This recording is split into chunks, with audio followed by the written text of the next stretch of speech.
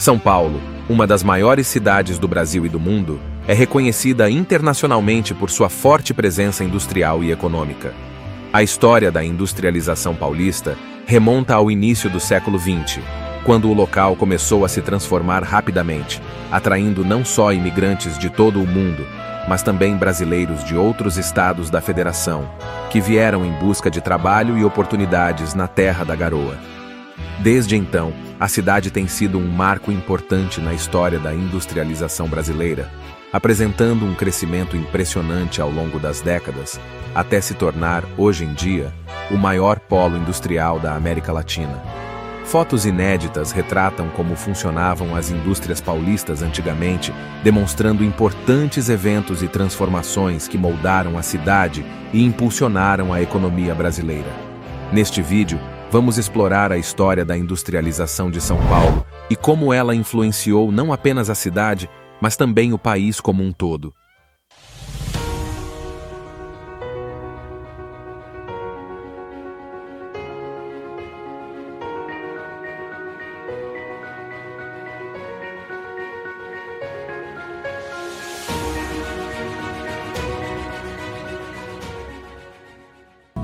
Em 1929, uma crise econômica mundial provocou um grande declínio nos lucros dos fazendeiros que exportavam café.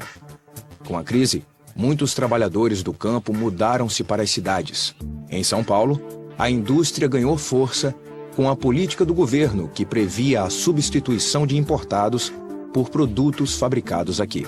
A criação de empresas estatais nessa época também foi decisiva para o processo de industrialização nacional. Cervejaria Antártica, ano 1930. A antiga fábrica da Antártica em São Paulo é um importante marco histórico da cidade. Localizada na região da Mooca, uma área altamente fabril e operária da capital paulista, a fábrica foi inaugurada em 1902 e, por décadas, representou um símbolo da indústria e do progresso da cidade. A Antártica teve seu primeiro anúncio publicado no então jornal A Província de São Paulo, atual estado de São Paulo, em 1889, com os seguintes dizeres: cerveja Antártica em garrafa e em barril. Encontra-se à venda no depósito da fábrica na Rua Boa Vista, número 50. Em 1902, a Companhia Antártica Paulista decidiu abrir ao público o amplo espaço onde funcionava a cervejaria. Surgia então o Parque Antártica Paulista, principal área de lazer da cidade, com 300 mil metros quadrados de vasta área verde, jardins, lagos, parques infantis, espaços para piquenique, bailes e reuniões, restaurantes, choperia, pistas de atletismo, quadras de tênis e campo de futebol. Em 1920, o campo de futebol e grande parte do terreno do Parque Antártica foi vendido para o então Palestra Itália, hoje Sociedade Esportiva Palmeiras. É por essa razão que o local ficou conhecido como Parque Antártica. Portal de entrada do antigo núcleo das Indústrias Reunidas Fábricas Matarazzo, na década de 1920. As Indústrias Reunidas Fábricas Matarazzo formaram um importante complexo industrial localizado em São Paulo. Fundado no final do século XIX por Francesco Matarazzo, imigrante italiano que construiu um império empresarial no Brasil, o núcleo industrial ocupava uma área significativa da capital paulista e empregava milhares de trabalhadores. Durante muitas décadas, as fábricas produziram uma diversidade de produtos, desde tecidos até alimentos. Os produtos Matarazzo eram conhecidos pela sua qualidade e a marca tornou-se sinônimo de sucesso empresarial no país. Hoje em dia, embora as fábricas não estejam mais em funcionamento, o histórico complexo industrial continua a ser um importante patrimônio histórico e cultural da cidade de São Paulo. Esta unidade mostrada na foto, que inicialmente produzia desde sabão até pregos, funcionou até 1986, produzindo nesta última fase apenas o famoso sabonete Francis. Indústria Alpargatas, na década de 30. Na época, essa empresa fabricava um calçado muito popular feito de lona, pano parecido com os jeans atuais, e sola de corda, o sisal. Existia nas cores verde, azul, marrom, vermelha e preta. O calçado fazia muito sucesso, principalmente no interior do país, nos anos 30 a 50, pelo seu preço barato. A história das indústrias alpargatas em São Paulo remonta ao início do século XX, quando o empresário escocês Robert Fraser fundou a primeira fábrica no bairro do Brás. Inicialmente, a empresa se chamava Fábrica Brasileira de Alpargatas e Sapatos de Borracha, e produzia apenas alpargatas. Com o passar dos anos, a Alpargatas foi se tornando um símbolo da indústria nacional, expandindo sua produção para outros tipos de calçados e desenvolvendo novas tecnologias. Atualmente, as indústrias Alpargatas são uma das maiores empresas do ramo calçadista do país, contando com marcas como Havaianas, Dupé e Osklen. A empresa também é reconhecida por suas iniciativas sustentáveis e responsabilidade social, como a criação de projetos de inclusão social e a adoção de práticas ambientalmente responsáveis na produção de seus produtos. Carro da empresa Vigor. Na década de 20, a Vigor atua no mercado de laticínios desde 1917. Inicialmente, a empresa, fundada por imigrantes dinamarqueses, produzia manteiga, queijo e envasava leite.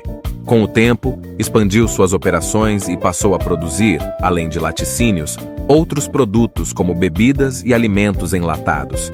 A história da Vigor é marcada pela força empreendedora de seus fundadores e, atualmente, a empresa é uma das principais marcas do setor de alimentos e bebidas no Brasil, tendo um papel importante na economia nacional. Fábrica de biscoitos Duchenne, na década de 1920, onde muitos imigrantes italianos trabalharam. Fundada em 1903, no bairro da Moca, por Pierre Duchenne, a empresa começou como uma pequena padaria que produzia biscoitos caseiros seguindo a tradição europeia para a população local. Com o tempo, a qualidade dos biscoitos e a popularidade da marca cresceram, e a Duchenne se tornou uma das principais fabricantes de biscoitos do Brasil. Em 1970, a empresa foi adquirida pela Nestlé. Até hoje, a fábrica de biscoitos Duchenne é lembrada como um símbolo da tradição e qualidade da culinária paulistana. A Copenhagen foi fundada em São Paulo em 1928 pelo casal de imigrantes Anna e David Copenhagen, recém-chegados da Letônia. No início, eles vendiam os doces pelas ruas. Em 1929, abriu-se a primeira loja da marca. Foi uma das primeiras fabricantes de chocolates finos do Brasil. Já a primeira fábrica da Copenhagen foi inaugurada em 1943, na rua Joaquim Floriano, no bairro do Itaim Bibi, zona sul de São Paulo. Mais tarde, o local virou um cinema. A Mercedes-Benz é uma marca de automóveis conhecida mundialmente, com as simbólicas palavras "O Brasil acordou", proferidas em 28 de setembro de 1956, o então presidente Juscelino Kubitschek, empossado naquele ano, iniciou seu discurso na cerimônia de inauguração da primeira fábrica da Mercedes-Benz no Brasil, em São Bernardo do Campo, região metropolitana de São Paulo. Aquela inauguração representava a aspiração de um governante icônico de um país que estava despertando para a industrialização. Desde então, a empresa tornou-se uma das marcas mais proeminentes da indústria automobilística brasileira. Instalada no início do século XX na Mooca, a extinta Casa Van Orden foi uma das mais importantes tipografias de São Paulo, fornecendo materiais para as principais repartições públicas estaduais e municipais, além de companhias de estradas de ferro. Imagem capturada na década de 70. A Volkswagen Anchieta, em São Bernardo do Campo, é uma das mais antigas e importantes indústrias automobilísticas do país. Fundada no Brasil em 1959, a unidade foi responsável por produzir alguns dos modelos mais emblemáticos e queridos do país, como o Fusca, que foi fabricado ininterruptamente desde a inauguração da montadora até o ano de 1986. O Volkswagen é um carro procurado por muitas razões. Uma delas é porque ele dura.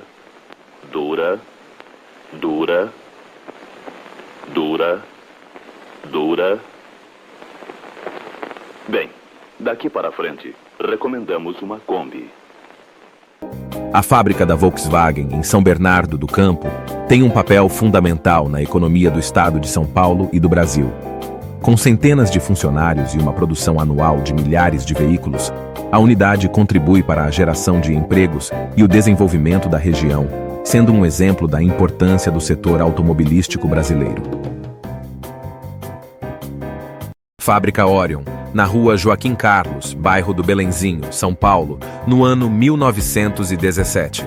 Fundada em 1898 num pequeno galpão da rua Paula Souza, no bairro da Luz, a empresa fabricava inicialmente pentes utilizando chifres como matéria-prima.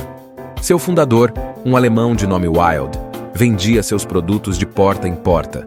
Depois disso, a empresa passou a fabricar barbatanas e botões também feitos a partir dos chifres de boi e tornou-se a mais moderna fábrica de artefatos de borracha e ebonite, um tipo de borracha endurecida, da América Latina. Hoje em dia, a Orion S.A.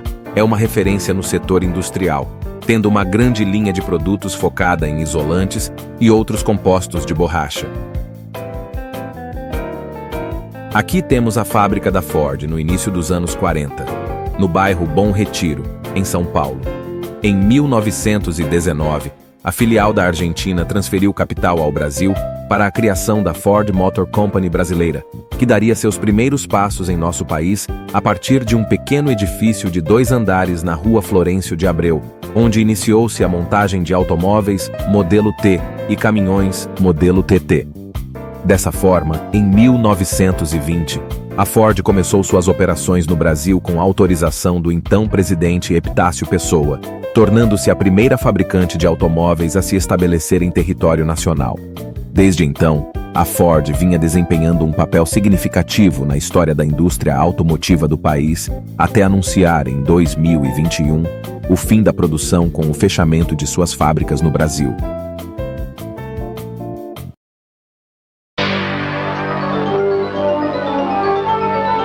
Pilhas Rayovac, as amarelinhas, a energia da maioria.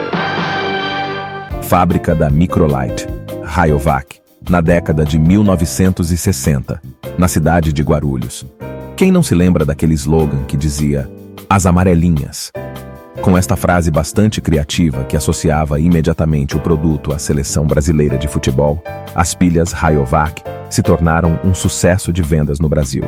Fundada nos Estados Unidos em 1906, na cidade de Madison, as amarelinhas chegaram ao mercado brasileiro somente em 1954.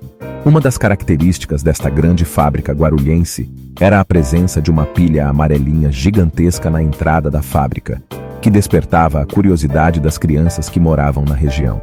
Além disso, a marca foi a primeira a lançar em território nacional as pilhas alcalinas, no ano de 1978.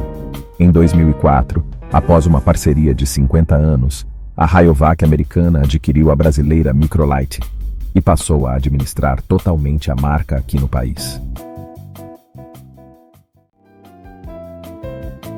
Fábrica de Doces Bela Vista, ano 1940. O nome vem do bairro paulistano Bela Vista, no centro, onde uma confeitaria começou a funcionar em 1915, sob os cuidados do italiano Nicola Infante. Em suas carroças, vendedores abasteciam as mercearias e pequenas vendas com caramelos, rapaduras, entre outros doces caseiros produzidos na Bela Vista. Hoje, a fábrica está instalada no bairro do Pari, na capital paulista. Outras fábricas do ramo também seguiram o mesmo caminho, fazendo com que o Pari passasse a ser conhecido como Bairro Doce. O característico cheiro doce também continua lá e pode ser sentido a vários quarteirões de distância.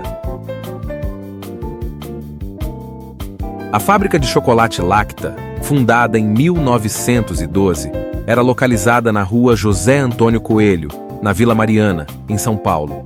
A Lacta é um ícone na história da produção de chocolate no Brasil. Infelizmente, naquela época, ocorreu um incêndio devastador e a fábrica foi completamente destruída. O bairro ficou com um forte cheiro de chocolate por dias. Posteriormente, nos anos 40, a fábrica mudou-se para o bairro do Brooklyn, na capital paulista. A marca continua sendo ainda um símbolo importante da tradição do chocolate no Brasil. Café Seleto é uma marca de café conhecida em todo o país e tem um lugar especial no coração dos paulistanos. A história do Café Seleto começa em São Paulo, em 1950, quando um grupo de empresários resolveu se unir para criar um café de alta qualidade que pudesse competir com os melhores do mundo. A ideia era revolucionária para a época e exigiu muito esforço deles, pois até então o café produzido no Brasil era predominantemente de baixa qualidade. A fábrica ficava na rua Padre Adelino, no bairro do Belém, e por muitos anos foi um ponto de referência para os moradores. Mas o que mais ficou na memória foi um jingle lançado nos anos 70, em que a letra ainda é lembrada com clareza por quem viveu nessa época. Vamos relembrar agora.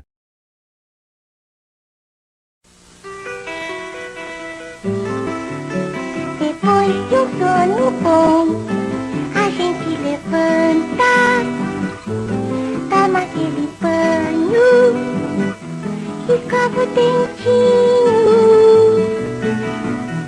Na hora de tomar café, é o café seleto que a mamãe prepara com todo carinho. Café Seleto tem sabor delicioso, cafezinho gostoso. É o Café Seleto, Café Seleto, Café Seleto. Café Seleto é torrado eletronicamente. Em 2016, o Café Seleto acabou vendido para outra empresa, a JAB Holding, que é controladora da marca Pilão de café.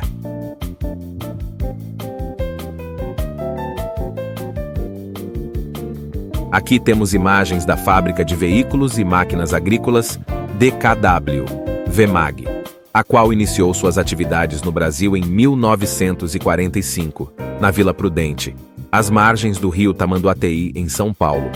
No início, era uma distribuidora dos automóveis Studebaker, nome esse que, inclusive, era sua razão social na época.